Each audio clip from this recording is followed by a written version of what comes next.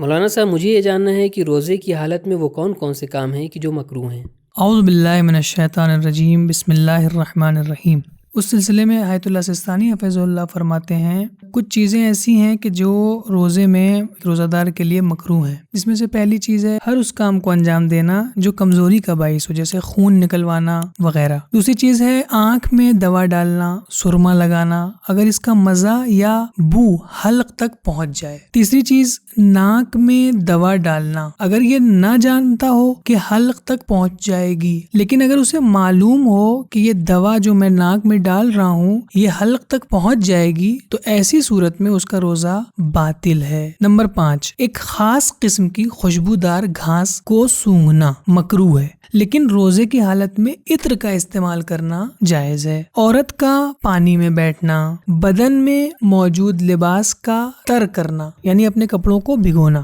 دانت کا اکھڑوانا اور ہر وہ چیز جس سے منہ سے خون آئے وہ روزے کی حالت میں مکروہ ہے۔ اس کے علاوہ تر لکڑی سے مسواک کرنا۔ اس کے علاوہ اور بھی چیزیں ہیں جیسے بغیر وجہ کے پانی یا اور کوئی بھی بہنے والی چیز منہ میں ڈالنا یعنی زیادہ کلی کرنا، بغیر کسی وجہ کے منہ میں پانی کا گھمانا۔ اس کے علاوہ کوئی ایسا کام کرنا جس سے اس کی شہوت بھڑکے، لیکن اگر کوئی ایسا کام انجام دے جس سے منی خارج ہو جائے تو اس کا روزہ باطل ہو جائے گا، لیکن اگر منی خارج نہیں ہو رہی ہے، صرف شہوت بڑھ رہی ہے، تو یہ عمل روزے کی حالت میں انجام دینا مکروہ ہے۔ اب آیت اللہ خامنئی حفظہ اللہ کی نظر میں بھی یہ چیزیں روزے کو مکروہ کرتی ہیں۔ اس کے علاوہ وہ فرماتے ہیں روزے کی حالت میں کھانے میں نمک وغیرہ کا چکھنا بھی مکروہ ہے۔ آخر میں ایک ایسے مکروہ کو بھی بیان کرتا چلوں کہ جو آیت اللہ سستانی حفظہ اللہ کے نزدیک تو مکروہ ہے، لیکن آیت اللہ خامنئی حفظہ اللہ کے نزدیک وہ مکروہ نہیں ہے بلکہ اس سے روزہ باطل ہو جاتا ہے۔ آیت اللہ سستانی فرماتے ہیں کہ اگر کوئی روزے کی حالت میں پورے سر کو پانی میں ڈبو دے تو یہ کام روزے کو باطل نہیں کرتا ہے، اگرچہ شدید کراہت رکھتا ہے یعنی مکروہ ہے اور احتیاط مستحب ہے کہ اس کام کو ترک کیا جائے، لیکن آیت اللہ خامنئی فرماتے ہیں کہ اگر کوئی انسان روزے کی حالت میں اپنے سر کو پانی میں ڈبوئے تو اس کا روزہ باطل ہو جاتا ہے۔